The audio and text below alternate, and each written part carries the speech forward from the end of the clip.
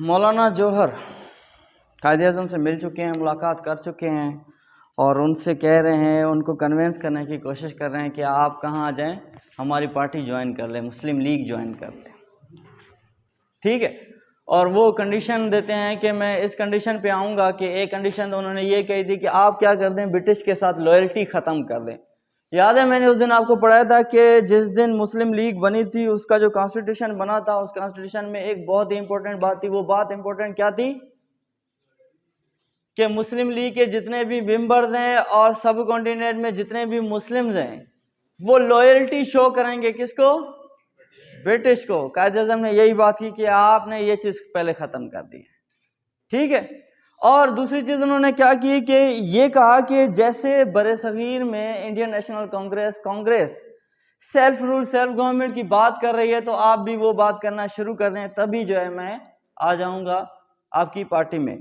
इसी तरीके से मौलाना जौहर उनकी ये दो कंडीशंस हैं उनको फुलफिल करते हैं और कहते हैं कि वेलकम, आप आ जाएं पार्टी में। और इसी तरह वो जो वाक़या मैंने बताया था कि उनकी बात होती है, फिर जो है वो मेंबर होते हैं किस पार्टी के?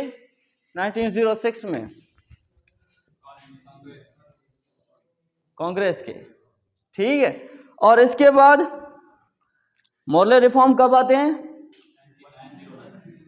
ठीक है। और मुस्लिम लीग कब ज्वाइन करते हैं? ठीक है, यही वो दिन था जब मुस्लिम लीग उन्होंने ज्वाइन की। और फिर क्या हुआ? अब ये हुआ कि अब क्या हो रहा है, अब ये सिचुएशन ये हो रही है कि कायद-ए-आज़म को अपना रोल जो है प्ले करना है इस सारी सब कॉन्टिनेंट में। अब इस रोल को प्ले करने के लिए मुसलमान जो है, पार्टीशन ऑफ बंगाल हो चुकी है, पार्टीशन ऑफ बंगाल के बाद जो भी मुस्लिम्स हैं और आपके कांग्रेस वाले हैं वो जो है उनके दरमियान बड़ी सी झड़पें शुरू हो चुकी हैं, पॉलिटिकल अनरेस्ट पूरे सब कॉन्टिनेंट में चल रहा है, जिसकी वजह से क्या हो रहा है? मोहम्मद अली आ गया, जाओ इस सीट पे आओ। ठीक है, जिसकी वजह से क्या हो रहा है? पॉलिटिकल अनरेस्ट चल रहा है पूरे सब कॉन्टिनेंट में। अब वो उस पॉलिटिकल अनरेस्ट को वो तीन फोर्सेस के दरमियान है, एक तो मुसलमान है, दूसरे कौन है आपके?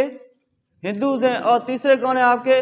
ब्रिटिशर्स है, उनके दरमियान चल रहा है। अब क्या हो रहा है कि कुछ मुसलमान चाह रहे हैं कि ये इन्होंने पार्टीशन ऑफ बंगाल तो उन्होंने ख़त्म कर दिया, एनलमेंट कर दिया। कब एनलमेंट की थी?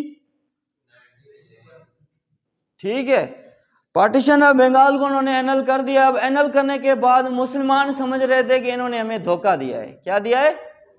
धोखा दिया। अब इस धोखे को ख़त्म करने के लिए, और वो हिंदू उनको बोल रहे थे कि आप करें, ऐसे करें कि ये इन्होंने हमारे साथ भी धोखा किया पार्टीशन ऑफ बंगाल करके, अभी पार्टीशन ऑफ बंगाल ख़त्म करके हमें खुश कर दिया और आप लोगों को धोखा कर दे दिया है, चीट किया है। अब इस चीट करने के बाद मुसलमानों का कुछ ग्रुप कायद-ए-आज़म के पास मिलता है और 1909 में मैंने आपको एक बात मैंने बताई थी, कॉन्स्टिट्यूशन रिफॉर्म में 6 सीटें उनको एक्स्ट्रा मिल जाती हैं इलेक्शन में, सेपरेट इलेक्टोरेट्स में 6 सीटें कांग्रेस को और मुस्लिम लीग को मिल जाती हैं, जिनमें से 5 सीटें मुसलमानों की होती हैं और 1 सीट होती है कांग्रेस की। उस कांग्रेस की सीट पे जो पहला बंदा होता है वो खुद जो है आपका कायद आता है। ठीक है, यहीं से जो है इनका पॉलिटिकल कैरियर स्टार्ट हो जाता है। इन पॉलिटिकल कैरियर स्टार्ट होने के बाद क्या होता है, वो क्या करते हैं, मुस्लिम लीग वाले कुछ मेंबर्स मिलके उनको कहते हैं कि आप ऐसे करें। वो देख रहे होते हैं इस बंदे को, बड़ा अच्छे तरीके से जज कर रहे होते हैं और देख रहे होते हैं कि यही बंदा हमें काम आएगा। लेकिन मसला क्या था, ये बंदा किस पार्टी में था? कांग्रेस। हिंदुओं की सीटों पे ये जो मुस्लिम बंदा आ गया था, क्योंकि ये कांग्रेस में था। कांग्रेस की जिस तरह से होता है ना कि एक टिकट होती है कि यार इस पार्टी के तो मैं इस पार्टी से जो ताल्लुक रखता हूँ, मैंने एमपीए बन जाता हूँ, तो वो किस सीट से थे? वो थे कांग्रेस से। अब इस बंदे को जज कर रहे थे। अब आकर 1913 पहुंचा है और ये बंदे इसके पास मिलने जाते हैं और कहते हैं कि आप जो ऐसे करें, annulment partition of annulment Bengal हो चुकी है, आप ऐसे करें कि अब हमारी मुसलमान और हिंदुओं के दरमियान जो है ना, कोशिश करें कि दोस्ती करवा दें। क्या कर दें? दोस्ती करवा दें, ताकि हम क्या करें, हम दोनों साथ मिलकर ब्रिटिश के खिलाफ जो है पॉलिटिकल अपना एजेंडा है जो भी सब कॉन्टिनेंट में, उस चीज़ को हम चलाएं। तो ये तो कहते हैं ठीक है, मैं वो फिर कंडीशंस आ जाती हैं, उसके बाद फिर चल के जो सारी चीज़ें बातें चलती हैं, फिर इनको राज़ी कर देता है और फिर ये जो चला जाता है आपका कांग्रेस, क्योंकि कांग्रेस का तो ये बंदा ऑलरेडी होता है। फिर ये ज्वाइन जब ये करता है, मुस्लिम लीग ज्वाइन करता है, एक ही टाइम में ये बंदा दोनों ही पार्टीज का मेंबर होता है, आईएनसी का भी होता है और एआईएमएल का भी होता है। एक ही टाइम में ये बंदा दोनों पार्टी का मेंबर होता है। और जब दोनों पार्टी का मेंबर होता है तो इनको पता चलता है कि अब ये जो आईएनसी का मेंबर है वो खुद ही उसका मेंबर है, ये भी इसके साथ हो गए। ये इसको कहते हैं कि आप इनसे मिलके इनसे जो है थोड़ी सी डिस्कशन करें और कहें कि जो है ना हम भी आपके साथ हैं, पॉलिटिकल जो भी सिनारियो चल रहा है ब्रिटिश में। अब इस तरीके से आगे बात बढ़ती। अब कायदे आज़म आते हैं मैदान में और कहते हैं कि चलें ठीक है, मैं आप लोगों की डिस्कशन करवा ले रहा हूँ, आप लोगों की जो है मुफाहमत वो भी जो बातें हैं डिस्कशन की वो सारी की सारी करवा देते। अब इस मुफाहमत को या इस चीज़ को दोनों साथ लेकर चलते हैं और कहते हैं कि ऐसे करते हैं कुछ अपने पॉलिटिकल रिफॉर्म्स जो आ रहे हैं। अच्छा, यहाँ पे एक और मैं बात आपको बता दूं, यहाँ पे नए लॉर्ड आ चुके हैं, पिछले लॉर्ड खत्म हो चुके हैं, जा चुके हैं वापस, और नए लॉर्ड आ चुके हैं। उसका क्या नाम है? वसीम। वसीम कहाँ गुम हो? नहीं, चैम्सफोर्ड उनका नाम है। और ये बंदा आया है, कब आया है? जल्दी से।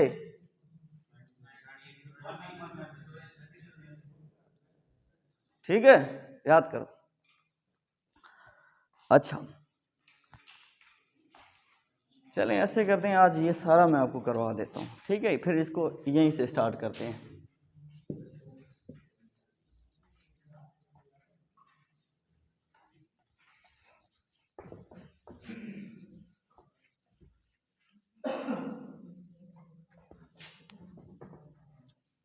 यार ये बोर्ड हिलता है थोड़ा सा।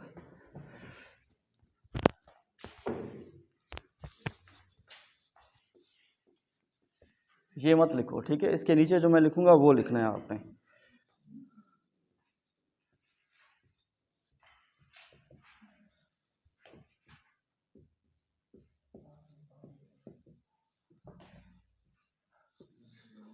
ये एक वर्ड है, इससे भी बड़ा वर्ड मैं आपको बाद में बताता हूँ, ठीक है? हाँ सही कह रहा हूँ, इससे भी बड़ा वर्ड है। ये वर्ड देखो,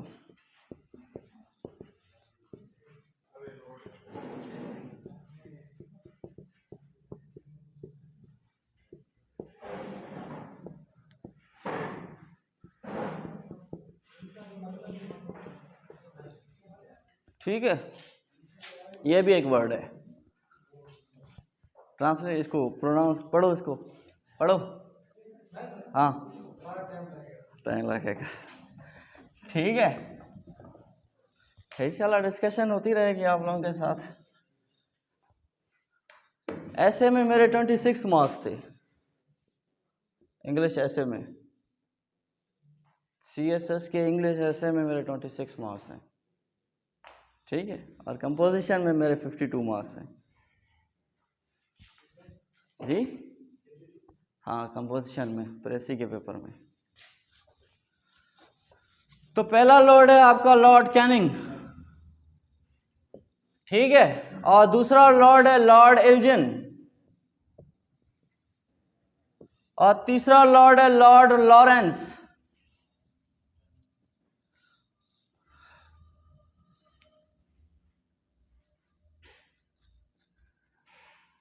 चौथा लॉर्ड है लॉर्ड म्यो। लाहौर गया है कोई? लाहौर गया है कोई? म्यो हॉस्पिटल गया है कोई? ठीक है, ये उसी ने बनाया था। अच्छा, हाँ हाँ, ठीक है। और उसके बाद आते हैं लॉर्ड रिपन, लॉर्ड डफरिन जी। किसके बाद?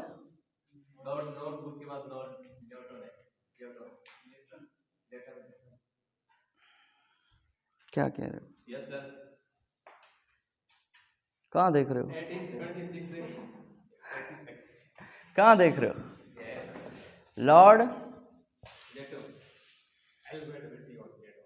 तो मैं यही तो कह रहा हूँ, ये नॉर्थ ब्रू के बाद लेटन आ गया आपके पास, ठीक है, और लेटन के बाद कौन आ गया?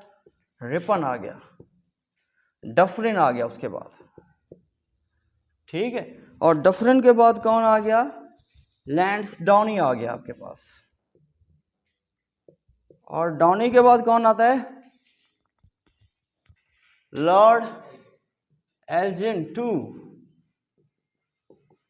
ठीक है, और उसके बाद कौन आता है? लॉर्ड, यही चीजें,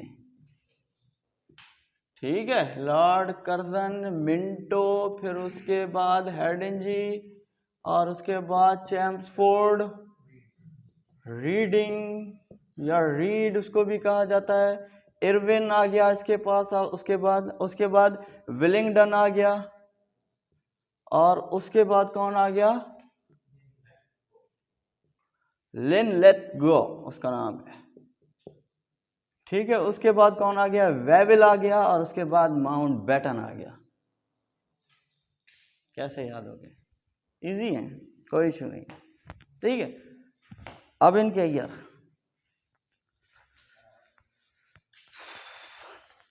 सरफराज पढ़ो, ये आते हैं 1958 से लेकर 1962, ठीक है, और एल्जिन आते हैं 1962 से 1963 तक, और ये 1964 से लेकर 1969 तक, और 1969 से लेकर 1972 तक, 1972 से लेकर 1974 तक।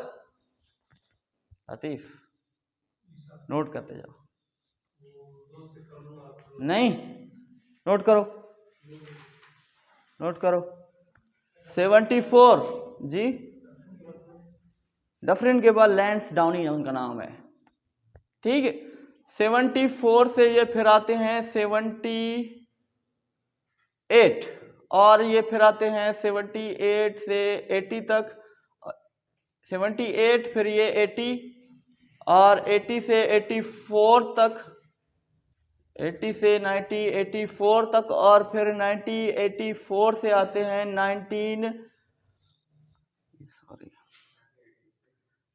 84 से 88 तक, ठीक है, फिर 88 से लेकर आपके पास आते हैं 1894 तक, फिर 1994 से आते हैं आपके पास 1899 तक। एल्जिन इसका नाम है ये, ठीक है, और ये लिखवा रहा हूं, फिर मुझे सवाल में पूछूं इन चीज के बारे में ना, मिस नहीं करना है आप लोगों ने। फिर कौन आता है आपका? 1899 से आता है 1905 तक, कौन आता है? मोहम्मद, कहाँ देख रहे हो? मोबाइल रखो, रखो, नहीं, 1905 तक, फिर 1905 से आते हैं 1910। मुजफ्फर भाई कौन आते हैं 1905 से 1910 तक? ठीक है, अच्छा, उसके बाद 1910 से लेकर 1916 तक बताओ, ठीक है, फिर 1916 से लेकर 1921, वो जो चैम्सफोर्ड मैंने लिखा था, ठीक है, 1921 से लेकर 1926 तक, फिर क्या होता है 1926 से लेकर 1931 तक, 31 से लेकर 1936 तक, फिर 1936 से लेकर 1944 तक, कौन आता है?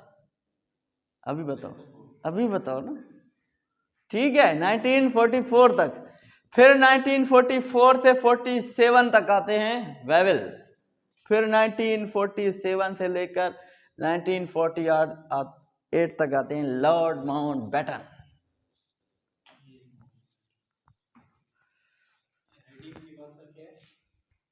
इरविन,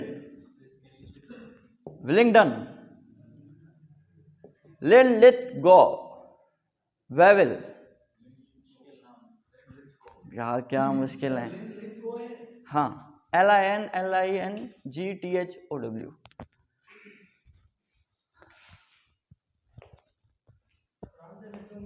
जी हाँ, मैकडोनल्ड, नहीं नहीं वो उनमें नहीं आता। जल्दी से लिखो, जल्दी से मिटाना है, जल्दी से, फिर मुझे टॉपिक स्टार्ट करना है।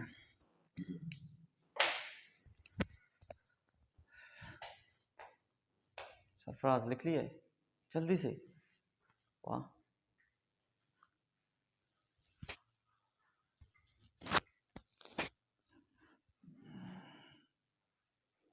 मेरी छोटी बहन बलूचिस्तान पब्लिक स्कूल में पढ़ती है और मैं उसको एक दिन ऐसे पाकिस्तान स्टडी पढ़ा रहा था। मुझे कहती है भाई आपको तो आता भी नहीं है। मैं कह सही कह रही हो आप। कहती है भाई आपको तो नहीं आता है। मैंने कहा आप ऐसे बताओ आपको कौन सा टीचर पढ़ाता है। तो उन्होंने एक टीचर का नाम लिया, वो जाने पहचाने हैं, नाम नहीं लेना चाहता मैं उनका।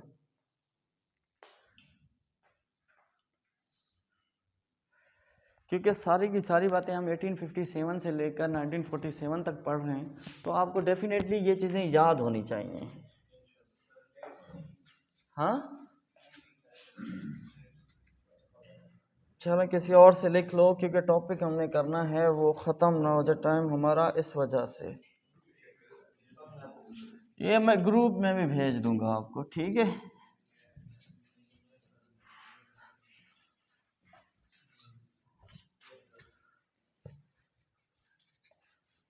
वैसे ये पाकिस्तान स्टडी मेरा सब्जेक्ट वैसे है नहीं,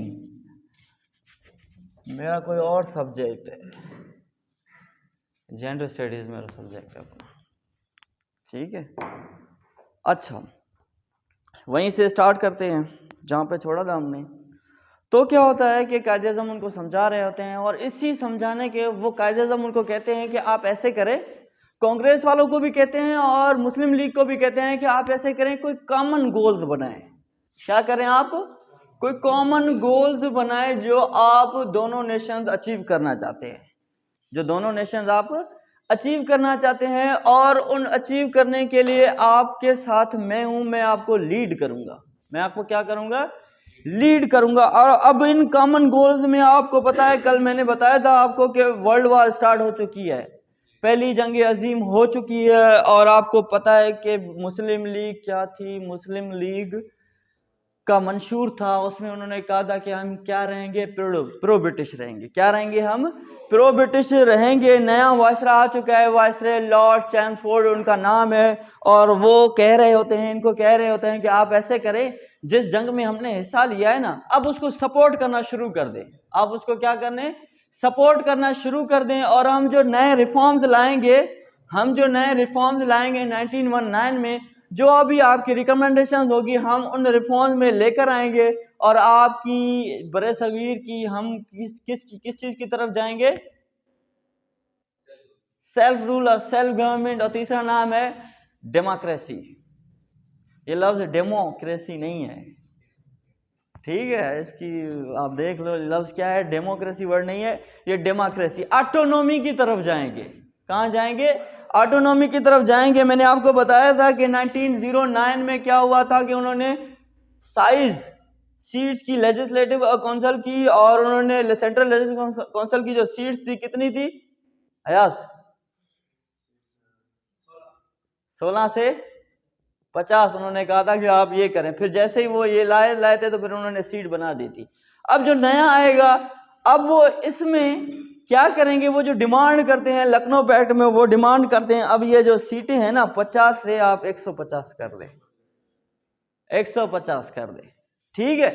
क्या होता है कि जब वो लॉर्ड चैम्सफोर्ड उनको कह रहे होते हैं कि आप हमें क्या कह रहे हैं, वर्ल्ड वार में सपोर्ट करना स्टार्ट कर दें, क्योंकि क्या होता है कि किसी की लिखी हुई बात है, वो मैं आपको बता देता हूँ कि इंग्लैंड में होटल्स पर, क्लब्स पर एक बड़ी मशहूर बात बाहर से लिखी होती है कि dogs and Indians are not allowed.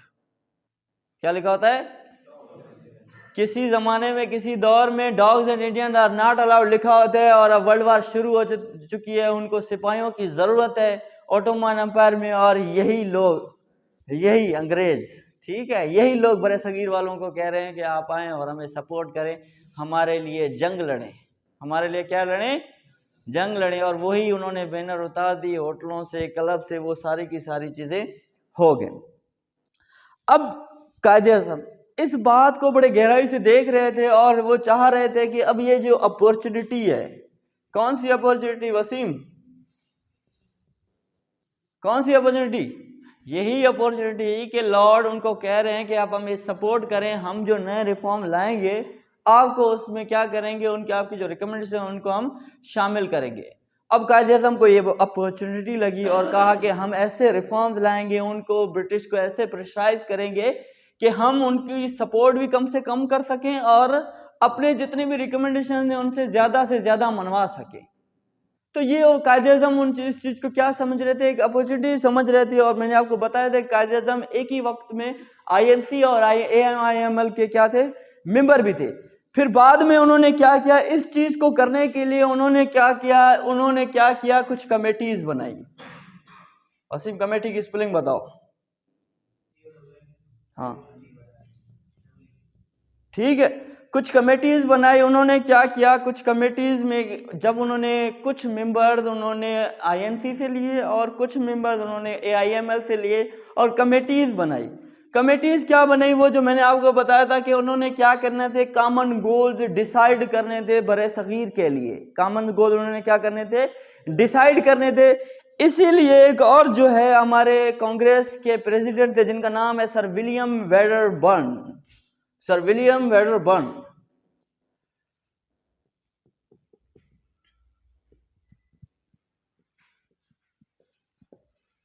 Sir William Wedderburn उनका नाम है और वो प्रेसिडेंट हैं कांग्रेस के। कब हैं, 1911 में। ये क्या करते हैं, ये एक कॉन्फ्रेंस बुलाते हैं, उस कॉन्फ्रेंस का नाम है यूनिटी कॉन्फ्रेंस। क्या नाम है उनका, यूनिटी कॉन्फ्रेंस उनका नाम है। वो कॉन्फ्रेंस बुलाते हैं हिंदू और मुसलमानों के दरमियान और वो कहते हैं कि हम ये जो कॉन्फ्रेंस करने जा रहे हैं वो हमारी क्या होगी, यूनिटी होगी। Annulment of partition of Bengal के बाद जो हम क्या करना चाह रहे हैं, मुसलमान और हिंदू दोनों साथ मिलके क्या करेंगे, यूनिटी कॉन्फ्रेंस बुलाएंगे। और वो यूनिटी कॉन्फ्रेंस बुलाई गई थी 1 जनवरी 1911 को। लेकिन क्या हो गया, लेकिन ये चीज हो गई और उसमें 60 मुसलमान आए थे, 60 मुस्लिम्स और 40 हिंदूज उन्होंने अटेंड की थी इस मीटिंग को। लेकिन अनफॉर्चुनेटली क्या हो गया, ये मीटिंग हो गई फेल। क्या हो गई, फेल।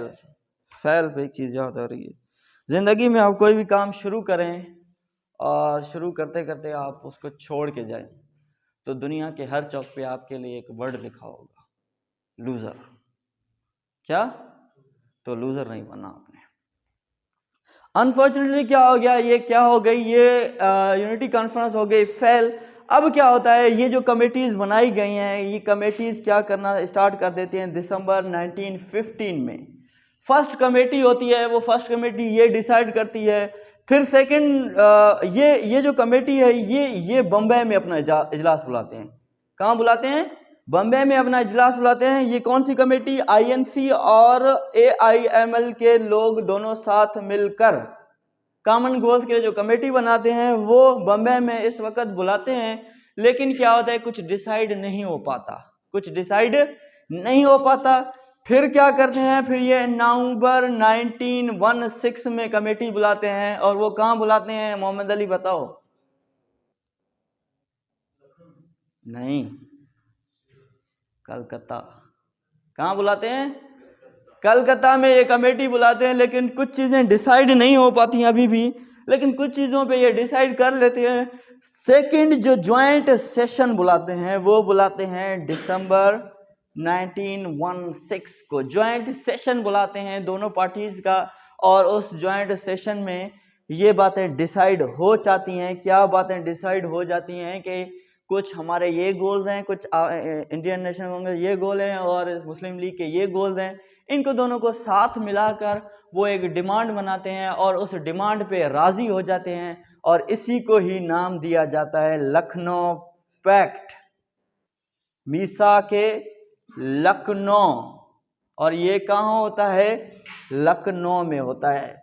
एक वर्ड में मैं अगर बताऊं लखनऊ पैक्ट क्या था, दैट वाज एन एग्रीमेंट। क्या था?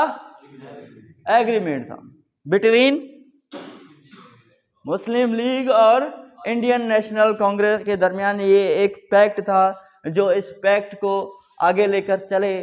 फिर आगे क्या होता है वो हम आपको बताते हैं जल्दी से। एक ही सेशन, ये इस सेशन के बारे में बड़ा मशहूर है कि वो कौन सा सेशन है, वो कौन सा सेशन है जो मुसलमान इंडियन नेशनल कांग्रेस और AIML ने जॉइंटली किया था। वाइवा में आपसे पूछा जाता है। तो फिर इसके बाद क्या होता है कि ये 13 दिसंबर 29 से लेकर 2 दिन इनका सेशन चलता है। 13 दिसंबर को लखनऊ पैक्ट आ जाता है, राजी हो जाते हैं ये लोग। और इसके पीछे सारा क्या होता है, सारी पॉलिटिकल गेम चल रही होती है बरसगीर में। और उनको कहा जाता है कि आप ये लखनऊ पैक्ट तो लेकर आए हैं, और ये लखनऊ पैक्ट किसको प्रेजेंट करते हैं? लॉर्ड चैम्सफोर्ड को रिप्रेजेंट करते हैं और बताते हैं कि हमारी ये डिमांड है and then we are now, हम क्या हैं अब? यूनाइटेड हैं अपने बरसगीर में। हमें क्या चाहिए? ऑटोनॉमी चाहिए। क्या चाहिए हमें? डेमोक्रेसी चाहिए हमें, ठीक है, इंडिपेंडेंसी, इंडिपेंडेंट हमें, हम क्या चाहते हैं? सेल्फ रूल, सेल्फ गवर्नमेंट चाहते हैं। हाँ उसी में है। अच्छा, इस चीज को, ये जो लोगों को साथ लेकर आता है, तो वो कौन लेकर आता है? कायदे आजम लेकर आता है उनको। ये सारी की सारी जदोजहद किसकी होती है? कायदे आजम की होती है। और इस सारी की सारी जदोजहद में कायदे आजम को सरोजनी नायडू, उनका नाम है एक,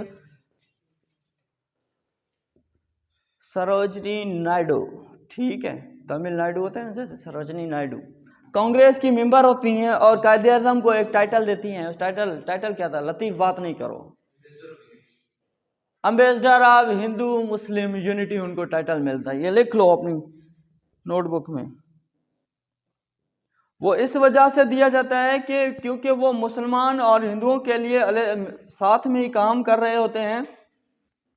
इस वजह से उनको एक टाइटल दिया जाता है कि कायदे आजम को ambassador of Hindu Muslim unity दिया जाता है। और ये भी इंपॉर्टेंट बात है, सवाल पूछा जाता है कि किसने उनको ये टाइटल दिया, ठीक है, ये नाम आपने याद रखना है, सरोजनी नायडू जी। गांधी का हम नहीं जिक्र करेंगे। क्यों नहीं करेंगे? वो इसलिए नहीं करेंगे कि क्योंकि वो हमारी पाकिस्तान मूवमेंट में, फ्रीडम मूवमेंट में उसका किरदार नहीं है। इंडियन कमीशन के लोग उसको पढ़ते हैं, हम सिर्फ कायदे आज़म को ही पढ़ेंगे। थोड़ी बहुत डिस्कशन होगी गांधी की, लेकिन इतनी नहीं होगी। समझ आ गया क्यों नहीं पढ़ते अभी? क्योंकि वो बड़े सगीर में वो इंडियन जो लोग हैं ना, जब वो कमीशन करते हैं तो वो उनकी अलग फ्रीडम मूवमेंट है, हमारी अलग फ्रीडम मूवमेंट है। जितनी भी मैंने बातें आपको बताई हैं पहले लेक्चर से लेकर आज तक, जितना 5वां लेक्चर है हमारा, वो सारी की सारी मुस्लिम्स के बारे में है। अच्छा, फिर क्या होता है? तो ये चीज होती है। अब लखनऊ पैक्ट बन चुका है। अब इंपॉर्टेंट बात क्या है? इंपॉर्टेंट बात ये है कि वो कौन सी चीजें थी जिन चीजों ने मुसलमान और हिंदू को यूनिटी की तरफ लेकर गए और उनको एक साथ किया, और उनको ऑटोनॉमी के ख्वाब आ गए, और उनको डेमोक्रेसी, इंडिपेंडेंस के ख्वाब आ गए। वो कौन सी चीजें थी? 2 चीजें थी। एक इंटरनेशनल लेवल पर चीजें थी, एक क्या थी? इंटरनेशनल लेवल पर चीजें थी, एक नेशनल लेवल पर चीजें थी। इंटरनेशनल लेवल पे तो चीज़ें ये थी कि पहली जंग अजीम शुरू हो चुकी है और उनको सिपाही चाहिए, उनको वो चीज़ें चाहिए, तो वो उनकी सपोर्ट के लिए इन लोगों के साथ मिलकर, हिंदू मुसलमान के साथ मिलकर उनको सपोर्ट चाहिए। और वो सपोर्ट देने के लिए कौन सी चीज़ चाहिए थी? लखनऊ पैक्ट। उन्होंने क्या किया कि उन्होंने डिमांड्स बनाए और अपनी डिमांड्स पेश की। पहली इंटरनेशनल चीज़ ये थी, क्या थी? वर्ल्ड वार में वो जो चीज़ें थी। अच्छा, सेकेंड चीज़ क्या थी? ब्रिटिशर्स ने इसी वक्त इजिप्ट को भी कब्जे में ले लिया था। वर्ल्ड वार चल रही थी तो वो सारी की सारी इजिप्ट को भी कब्जे में ले लिया था, और ऑटोमन एम्पायर को भी उन्होंने कब्जे में ले लिया था। बड़ी बात यह है कि ऑटोमन एम्पायर और आपके इजिप्ट जो है ना, मुस्लिम स्टेट्स हैं, यहाँ पे मुसलमान भी रहते हैं बरसगीर में। तो क्या हो गया? इनको बड़ा गुस्सा आ गया। इनको बड़ा क्या आ गया कि हम क्यों लड़ें उनके साथ, हम वर्ल्ड वार में ओटोमन एम्पायर के साथ क्यों लड़ें, क्योंकि हम तो मुस्लिम हैं, हमारे जितने भी सिपाही हैं वो तो इस्लाम के लिए है ना। वो ये अपना प्रेजेंट करते हैं कि हम क्या करेंगे, हम इनसे नहीं लड़ेंगे, हम इनसे क्या करेंगे, हमारी जंग जो है टर्की से नहीं है, ठीक है, हमारी जंग ओटोमन एम्पायर से नहीं है, हमारी जंग जो है बद निज़ामी से है और जो वो चीज़ें हो रही हैं उनसे है, हम इनसे नहीं लड़ेंगे। इस चीज़ पे आ जाते हैं। ये थे इंटरनेशनल लेवल की चीज़ें। नेशनल लेवल पे क्या हो गया था, जैसे ही पार्टीशन ऑफ बंगाल ख़त्म हो गए, एनलमेंट हो गए, तो मुसलमान तो बड़े गुस्से में आ गए और मुसलमान समझ रहे थे कि इन्होंने हमारे साथ चीट किया है, धोखा किया है। तो क्या हो गया, मुसलमान सारे इकट्ठे हो गए और उन्होंने कायदेदारों को बुलाया और कहा कि इनके साथ तुम हिंदुओं के साथ हमारी डिस्कशन कराओगे, हम साथ मिलकर ये चीज़ें आगे लेके जाएंगे। ये थी नेशनल लेवल की। दूसरा क्या होता है कि 1950 में 1915 अली ब्रदर्स, क्या नाम था उनका, जल्दी से, नहीं, ठीक है ठीक है, मोहम्मद अली और शौकत अली, मोहम्मद अली, ठीक है, अपने नाम के साथ उसको मिला दो, याद रह जाएगा, मोहम्मद अली और शौकत अली।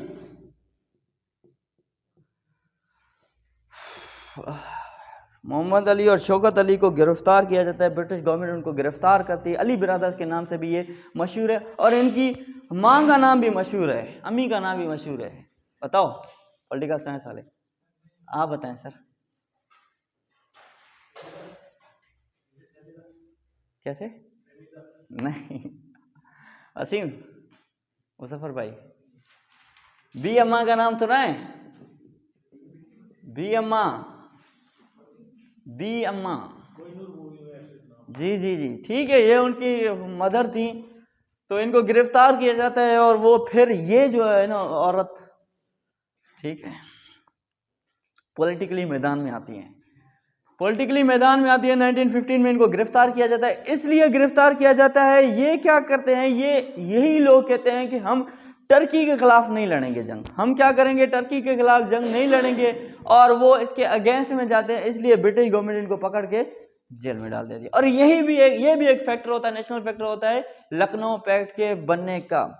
दूसरा फैक्टर क्या होता है, तीसरा फैक्टर ये होता है कि AIML अपना मंशूर चेंज करती है, अपना कॉन्स्टिट्यूशन चेंज करती है। क्या कॉन्स्टिट्यूशन, उनकी पहली कॉन्स्टिट्यूशन में उनको कहा, कहते हैं कि जो हम क्या करेंगे, लॉयल्टी शो करेंगे ब्रिटिश को। अब वो जब वो कॉन्स्टिट्यूशन को चेंज करते हैं, वो क्या करेंगे, अब लॉयल्टी शेयर नहीं करेंगे, अब ब्रिटिश के साथ जो है ना कोई भी लॉयल्टी नहीं होगी। तो तीसरी बात ये थी। अच्छा, चौथी बात क्या थी? चौथी बात ये थी कि इंडियन नेशनल कांग्रेस और आपकी मुस्लिम लीग दोनों साथ मिले और उन्होंने ज्वाइंट एफर्ट की और लखनऊ पैक्ट बना, ठीक है, ये चीजें थी। अब फीचर्स की तरफ आते हैं कि लखनऊ पैक्ट में जो डिमांड्स भी मुसलमान और हिंदुओं ने बनाई थी, वो डिमांड्स क्या थी? पहली डिमांड ये थी कि वो चाहते थे कि सेल्फ रूल सेल्फ गवर्नमेंट होनी चाहिए इंडिया में। पहली डिमांड क्या होना चाहिए? सेल्फ रूल सेल्फ गवर्नमेंट होना चाहिए। जो दूसरी डिमांड थी वो ये थी कि लेजिस्लेटिव असेंबली में, लेजिस्लेटिव और सेंट्रल असेंबली में मुसलमानों की 1/3 रिप्रेजेंटेशन होनी चाहिए। मुसलमानों की क्या होनी चाहिए? 1/3 रिप्रेजेंटेशन होनी चाहिए।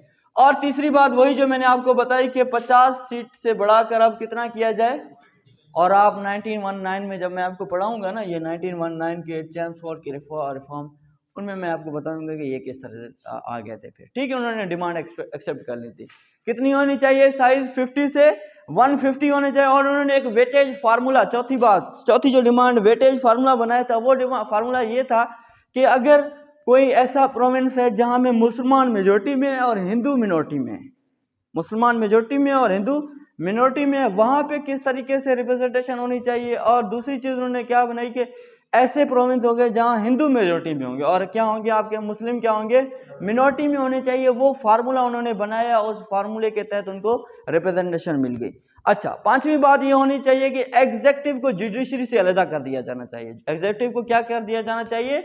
जुडिशरी से अलग करनी चाहिए। वो कहते थे कि अब देखिए, एग्जीक्यूटिव भी अंग्रेजों के पास है, जुडिशरी भी अंग्रेजों के पास है। अब दोनों ने क्या मिलकर करना है, हमारे लिए लॉ ऐसे बनाने हैं जो उनको पसंद होंगे, हमारे लिए सूटेड नहीं होंगे, वो लॉ ऐसे बनाएंगे जो क्या होंगे, उनको पसंद आएंगे। और वो फिर जैसे लॉ बनाए, जैसे उनकी मर्जी हो, फिर वो उस तरीके से हम पे गवर्नमेंट करेंगे। छठी बात क्या थी? छठी बात ये थी कि जो मेंबर बनेंगे असेंबली के, लेजिस्लेटिव और काउंसिल असेंबली के मेंबर बनेंगे, उनका जो टेनर है वो 5 ईयर्स होना चाहिए। ठीक है, वो कितना होना चाहिए? 5 साल उनका टेनर होना चाहिए। फिर क्या होता है? सातवीं बात ये है कि ये जो मेंबर्स बनेंगे, ये जो लेजिस्लेटिव असेंबली में या सेंट्रल में असेंबली में मेंबर्स आएंगे, ये क्या करेंगे? अपना प्रेसिडेंट खुद बनाएंगे।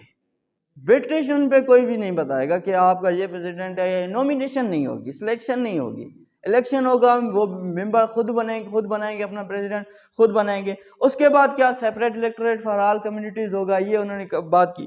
दूसरी बात, सातवीं बात उन्होंने ये की कि जो सेक्रेटरी ऑफ द स्टेट है Indian affairs, secretary of the state for Indian affairs की जो सैलरी है ना, वो इंडियन फंड से नहीं जाएगी। इंडिया जो फंड देगा, जो टैक्स कलेक्ट होते हैं उसके फंड से नहीं जाएगी। वो क्या होगी? ब्रिटिश खुद उनको सैलरी देगा, अपने फंड से देगा। और लेजिस्लेटिव असेंबली में जितने भी आपके सेंट्रल मेंबर्स होंगे वो 50% होंगे। 50% क्या होंगे? इंडियंस होंगे। तो ये थे कैरेक्टरिस्टिक्स और फीचर्स थे। अब इसकी सिग्निफिकेंस की तरफ आते हैं। इंपोर्टेंस क्या है लखनऊ पैक्ट की? इंपोर्टेंस क्या है लखनऊ पैक्ट की? तो दो इसको एस्पेक्ट में हम लेकर चलते हैं। एक पॉजिटिव एस्पेक्ट में हम लेकर चलते हैं और नेगेटिव एस्पेक्ट में लेकर चलते हैं। पॉजिटिव एस्पेक्ट तो ये था कि उन्होंने क्या किया कि हिंदू मुस्लिम यूनिटी की तरफ गए थे। वो कहाँ गए थे? हिंदू मुस्लिम यूनिटी की तरफ गए थे। और पॉजिटिव इम्पैक्ट, दूसरा पॉजिटिव इम्पैक्ट ये था कि वो किस चीज की तरफ गए थे? सेल्फ गवर्नमेंट की तरफ गए थे। इस चीज के बाद, लखनऊ पैक्ट के बाद वो कहाँ गए थे? सेल्फ गवर्नमेंट की तरफ गए थे। तीसरी बात यह है कि एक एनी बसंत उनका नाम है, कांग्रेस की हैं, उन्होंने एक मूवमेंट स्टार्ट की। उस मूवमेंट का नाम है होम रूल मूवमेंट। क्या?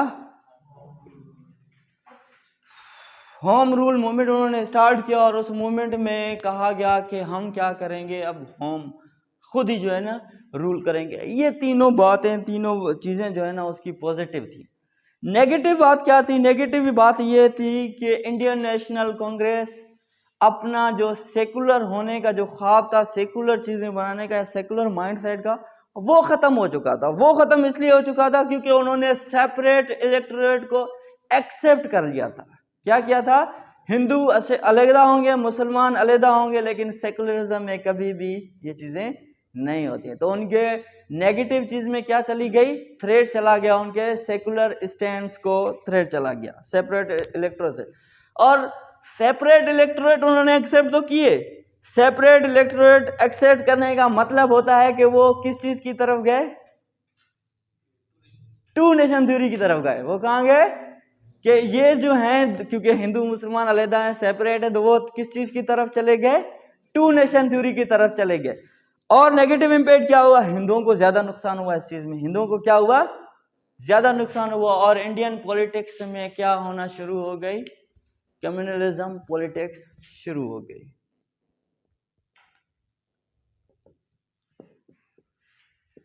ठीक है, हिंदू अलहदा, मुसलमान अलहदा, हिंदू को वोट देगा, मुसलमान को वोट देगा। ये सारी की सारी चीजें थी सिग्निफिकेंस और इम्पोर्टेंस। अब आते हैं इसके कंक्लूजन की तरफ। इस चीज की तरफ, कंक्लूजन की तरफ। अभी आप मुझे बताएं, क्या लखनऊ पैक्ट ने टू नेशन थ्योरी को पाथ दिया या नहीं? क्या लखनऊ पैक्ट ने टू सेपरेट नेशंस की तरफ लखनऊ पैक्ट गया या नहीं? ये सारी की सारी चीज़ें आपने कंक्लूजन में डिस्कशन करनी है। ये था आपका कंक्लूजन।